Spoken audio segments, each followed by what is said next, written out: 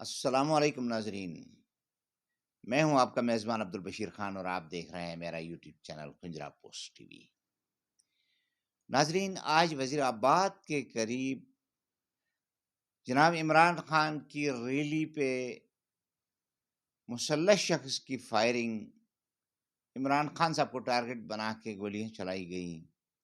جناب عمران خان موجودانہ طور پر اس حملے میں بچ گئے۔ حملہ آور کی شناخت نون لیگ کے کارکن فیصل بٹ کے نام سے ہوئی ہے۔ جناب عمران خان نے رانا ثناء اللہ، شہباز شریف اور ایک حاضر سروس میجر جنرل کو اس حملے کا ذمہ دار قرار دیا ہے۔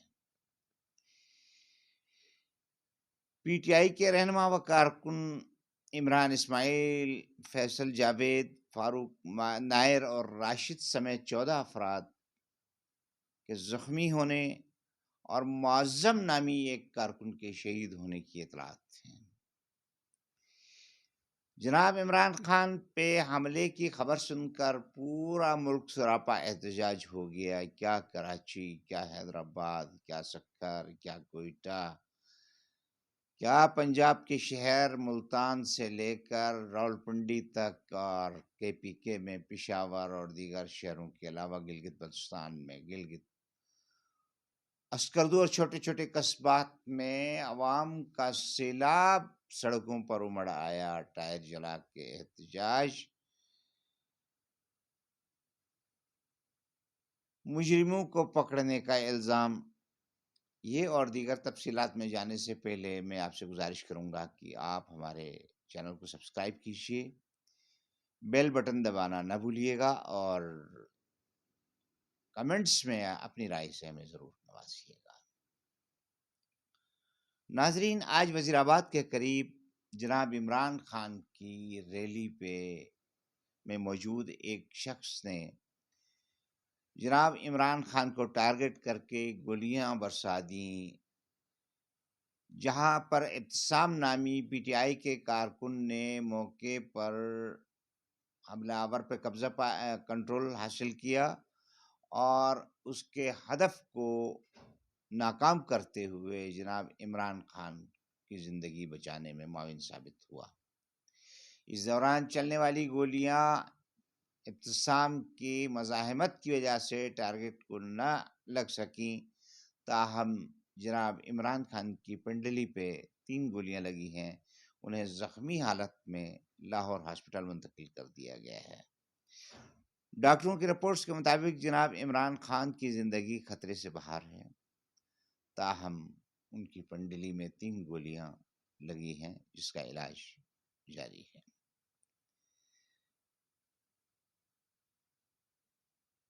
پی ٹی آئی کے قائد جناب عمران خان پہ قاتلانہ حملہ کرنے والے فیصل بٹ کو مبینہ طور پہ نون لیگ کے کارکن کی حیثیت سے شناخت کر لیا گیا ہے۔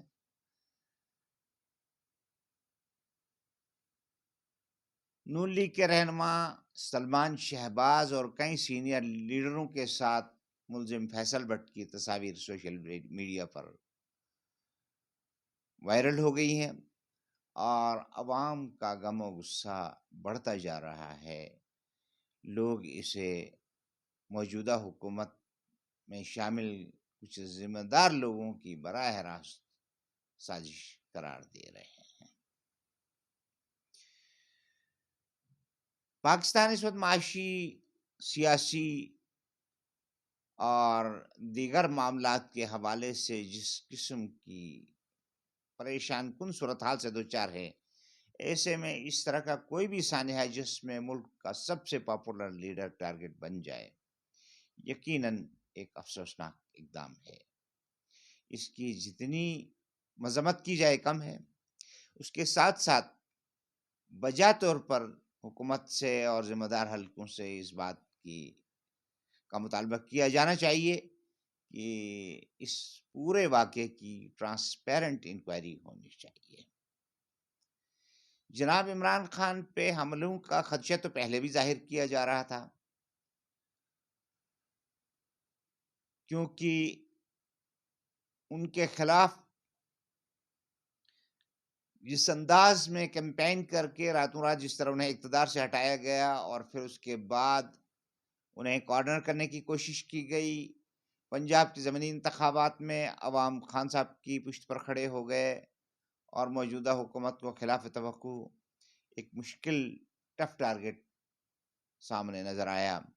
اس کے بعد قومی اسمبلی کی 7-8 سیٹوں کے ضمنی انتخابات میں جس طرح عوام نے غیر معمولی پذیرائی بخشی جناب عمران خان اور ان کی پارٹی کو،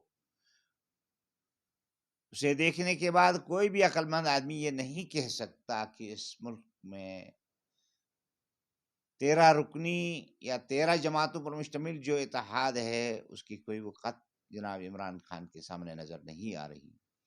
ان حالات میں جناب عمران خان کا یہ مطالبہ بجا طور پہ جائز نظر آتا ہے کہ ملک میں فوری انتخابات کروا کے اقتدار عوام کا مینڈیٹ رکھنے والے قیادت کے حوالے کر دیا جائے، بجائے اس کے کہ ان کی اس معقول تجویز پر غور کیا جاتا سنجیدگی سے اور کوئی اس کا مثبت حل نکالا جاتا۔ ان کی جان لینے کے لیے جو کوششیں ہوئی اس کے نتیجے میں خدا نخواستہ ملک میں کوئی اشتعال بڑھا تو اس سے دشمن فائدہ اٹھا سکتا ہے۔ اس لیے ضرورت اس بات کی ہے کہ ایک طرف جناب عمران خان پر ہونے والے اس قاتلانہ حملے کا پوری آزادی کے ساتھ سدباب کرنے اور آئندہ اس طرح کے خطرات سے لیڈرشپ کو بچانے کے لیے ٹرانسپیرنٹ انکوائری ہونی چاہیے۔ جو حملہ آور پکڑا گیا ہے اس سے بھی پوچھ گچھ ہونی چاہیے اور یہ معلوم کرنا چاہیے کہ اس پوری سازش کے پیچھے اصل محرکات اور اصل لوگ کون ہیں۔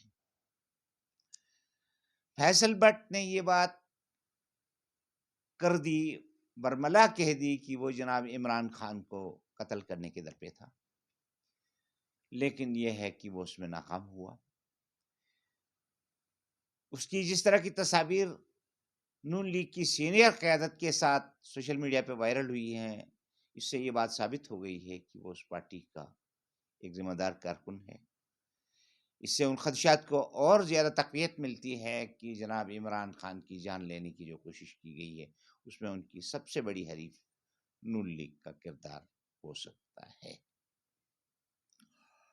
تشویشناک بات یہ ہے کہ جناب عمران خان نے موجودہ وزیر اعظم شہباز شریف اور موجودہ وزیر داخلہ رانا ثناء اللہ کے ساتھ ساتھ ایک حاضر سروس جرنیل کو اپنے پر ہونے والے حملے کا ذمہ دار قرار دیا ہے۔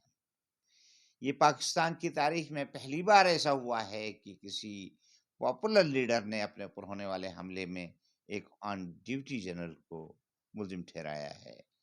ضرورت اس بات کی ہے کہ اس بات کو سنجیدگی سے لیا جانا چاہیے اور اس پر غور کرنا چاہیے۔ ہماری ڈیفنس فورسز کی لیڈرشپ کو بھی اس پہ غور کرنا چاہیے اور پوری ایمانداری کے ساتھ انکوائری کر کے اگر واقعی اس طرح کا کوئی معاملہ ہے تو اس کا سنجیدگی سے نوٹس لینا چاہیے۔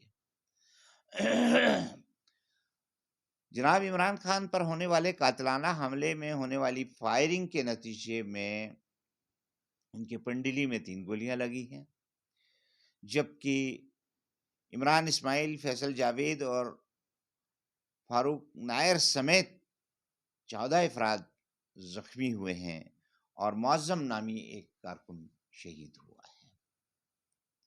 ہم دعاگو ہیں کہ جو زخمی ہوئے ہیں اللہ تبارک تعالیٰ انہیں شفا کاملہ عاجلہ عطا فرمائے اور جو بندہ اس دنیا سے رخصت ہوا اللہ اس کی مغفرت فرمائے۔ لیکن سوال یہ ہے کہ یہ اجازت آخر کب تک دی جائے اس ملک میں کہ ذاتی پسند اور ناپسند کی بنیاد پہ جبر کا اور گولی کا راستہ اختیار کیا جائے اور جس کو برا لگے وہ اٹھا کے لوگوں کو گولیاں مارنا شروع کر دے۔ فیصل بٹ نے جو بیانات دیے ہیں اس میں ایک طرف تو اس نے کہا ہے کہ جس دن عمران خان صاحب نے لاہور سے تحریک شروع کی تھی اسی دن میں نے فیصلہ کیا تھا انہیں قتل کرنا ہے۔ دوسری طرف وہ کہہ رہا ہے کہ آج ہی میں نے اتفاقی طور پہ یہ فیصلہ کیا۔